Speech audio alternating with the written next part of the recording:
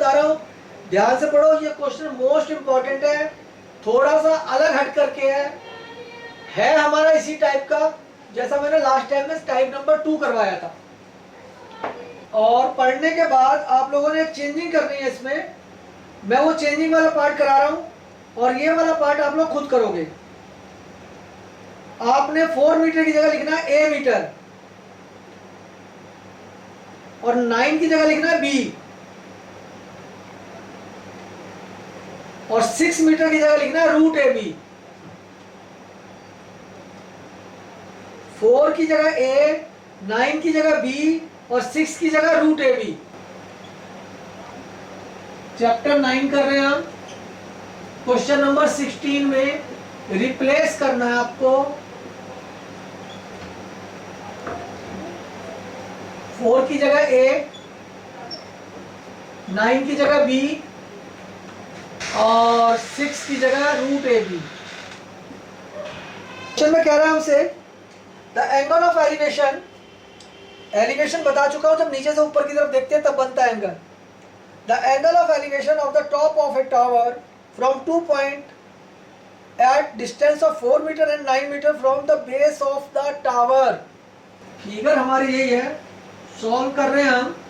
क्या कहा गया है कि एक टावर है और बेस पर 2 पॉइंट से, एक टावर है और एक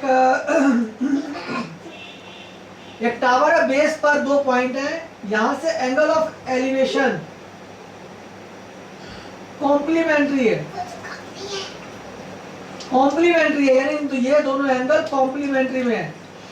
कॉम्प्लीमेंट्री का मतलब क्या होता है, दो एंगल का सम जब 90 डिग्री होता है तो वो कॉम्प्लीमेंट्री एंगल होता है। दो एंगल का सम 90 डिग्री होता है तब वो कॉम्प्लीमेंट्री एंगल होता है। तो इसका मतलब इनमें से किसी एक एंगल को लेट कर लो, सपोज करो इसको मैंने थीटा लेट कर लिया तो ये हो गया 90 माइनस थीटा।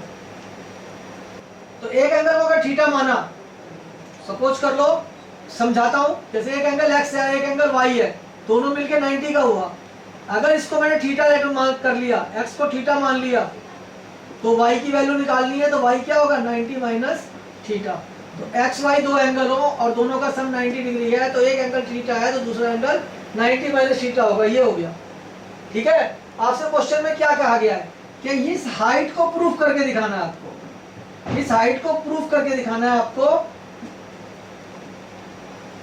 ठीक है, तो लेट हाइट जो मान ली मैंने वो h मीटर मान ली, ये प्रूफ करके दिखाना है मुझे। जो आंसर है वो अभी मैंने h माना है, इसको लेट किया है। और क्या कह रहा है कि इस यहां से एक पॉइंट ए के डिस्टेंस पे, टावर से एक पॉइंट ए के डिस्टेंस पे और टावर से एक पॉइंट बी के डिस्टेंस पे। तो पिछली क्लास में जो मैंने बताया था उससे थोड़ा सा डिफरेंट हो गया। कैसे कि उसमें हमें बीच का भी वैल्यू दी हुई थी, यहाँ बीच की वैल्यू नहीं दी हुई है। एक ये दे रखी वैल्यू, एक ये दे रखी है, एक यहाँ से यहाँ तक की वैल्यू और एक यहाँ से यहाँ तक की वैल्यू। तो बीच की रिक्वायरमेंट नहीं है हमें, इसके बेस पे हमें प्रूफ करना है। तो क्वेश्चन तो आसान है, उसी तरीके से होगा, बस एक पॉइंट का हमें ध्यान रखना है। तो हाइट तो हमने h मीटर मान ली और ये नेमिंग की मैंने ए बी सी डी। मुझे क्या क्या दिया हुआ है, BC का जो डिस्टेंस दिया हुआ है वो A मीटर दिया हुआ है और AC का जो डिस्टेंस दिया हुआ है मुझे B मीटर दिया हुआ है। तो इन राइट एंगल ट्रायंगल जरूर लिखना होता है, इन राइट एंगल ट्रायंगल्स। ठीक है, क्या है भाई, एक तो बार ACD ले रहा हूं मैं, ACD एंड दोबारा से in right angle triangle ACD। दोनों बार मैंने राइट एंगल ट्रायंगल लिया ACD। ठीक है, एक बार ये लिया तो DC अपॉन BC रख रहा हूं, DC अपॉन BC रख रहा हूं तो मेरा क्या बन गया, DC अपॉन BC रख रहा हूं तो 10 बन गया। और 10 का एंगल कितना है 90 माइनस थीटा, 90 माइनस थीटा। तो DC कितना है मेरे पास, DC H है और BC कितना है A है और 10 90 माइनस थीटा।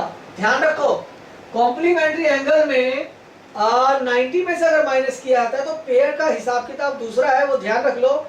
दो दो पेयर में जो वैल्यू है वो एक दूसरे में चेंज हो जाती है।